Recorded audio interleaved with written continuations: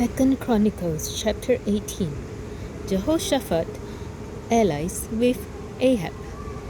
Now Jehoshaphat had great riches and honor, and he made a marriage alliance with Ahab. After some years he went down to Ahab in Samaria, and Ahab killed an abundance of sheep and oxen for him and for the people who were with him, and induced him to go up against Ramoth Gilead.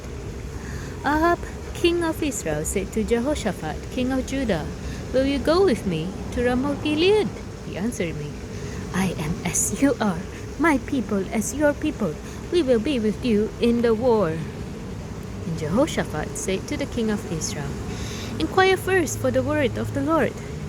Then the king of Israel gathered the prophets together, 400 men, and said to them, "Shall we go to battle against Ramoth Gilead, or shall I refrain?" And they said, "Go up, for God will give it into the hand of the king." But Jehoshaphat said, "Is there not here another prophet of the Lord of whom we may inquire?" And the king of Israel said to Jehoshaphat, "There is yet one man by whom we may inquire of the Lord, Micaiah, the son of Imlah. But I hate him, for he never prophesies good concerning me, but always evil." And Jehoshaphat said, "Let not the king say so."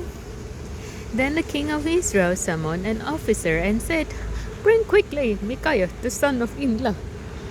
Now the king of Israel and Jehoshaphat, the king of Judah, were sitting on their thrones arrayed in their robes, and they were sitting at the threshing floor at the entrance of the gate of Samaria, and all the prophets were prophesying before them.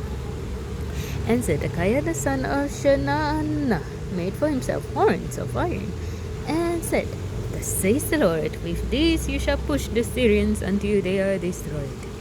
And all the prophets prophesied so and said, "Go up to Ramoth Gilead and triumph. The Lord will give it into the hand of the king."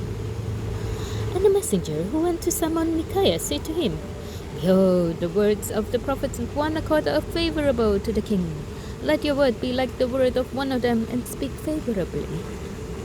But Micaiah said, "As the Lord lives, what my God says, that I will speak." And when he had come to the king said to him, "Micaiah, shall we go to Ramoth Gilead to battle, or shall I refrain?"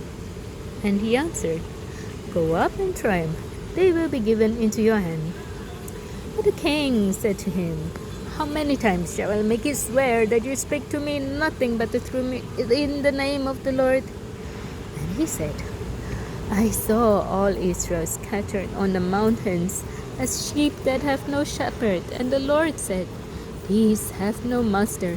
Let each return to his home in peace." And the king of Israel said to Jehoshaphat, "Did I not tell you that he would not prophesy good concerning me, but evil?" And Micaiah said, "Therefore hear the word of the Lord. I saw the Lord sitting on his throne, and all the hosts of heaven standing on his right hand and on his left. And the Lord said, Who will entice Ahab the king of Israel, that he may go up and fall at Ramoth Gilead?" And one said one thing, and another said another. Then the Spirit came forward and stood before the Lord, saying, "I will entice him." And the Lord said to him, "By what means?" And he said, "I will go out, and will be a lying spirit in the mouth of all his prophets." And he said, "You are to entice him, and you shall succeed. Go out and do so. Now therefore, behold, the Lord has put a lying spirit in the mouth of these your prophets. The Lord has declared the disaster concerning you." Then Zedekiah the son of Chenaanah came near and struck Micaiah on the cheek and said, "Which way did the Spirit of the Lord go from me to speak to you?" And Micaiah said, "Behold, you shall see on that day when you go into an inner chamber to hide yourself." And the king of Israel said, "Seize Micaiah and take him back to Ammon, the governor of the city, and to Joash, the king's son, and say, Thus says the king, put this fellow in prison and feed him with meager rations of bread and water until I return in peace." And Micaiah said, "If you return in peace, the Lord has not spoken by me." And he said, "Hear, all you peoples, the defeat and death of Ahab. So the king of Israel and Jehoshaphat, the king of Judah, went up to Ramoth Gilead. And the king of Israel said to Jehoshaphat, I will disguise myself and go into battle, but you wear your robes. And the king of Israel disguised himself, and they went into battle. Now the king of Assyria had commanded the captains of his chariots, Fight with neither small nor great, but only with the king of Israel. As soon as the captains of the chariots saw Jehoshaphat, they said, It is the king of Israel. So they turned to fight against him. And Jehoshaphat cried out, and the Lord helped him. God drew them away from him.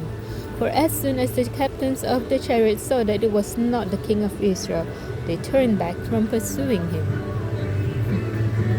But a certain man drew his bow at random and struck the king of Israel between the scaled armor and the breastplate. Therefore he said to the driver of the chariot, Turn around and carry me out of the battle, for I am wounded. And the battle continued that day, and the king of Israel was propped up in his chariot, facing the Syrians until evening. Then at sunset he died. This was 2 Chronicles chapter 18.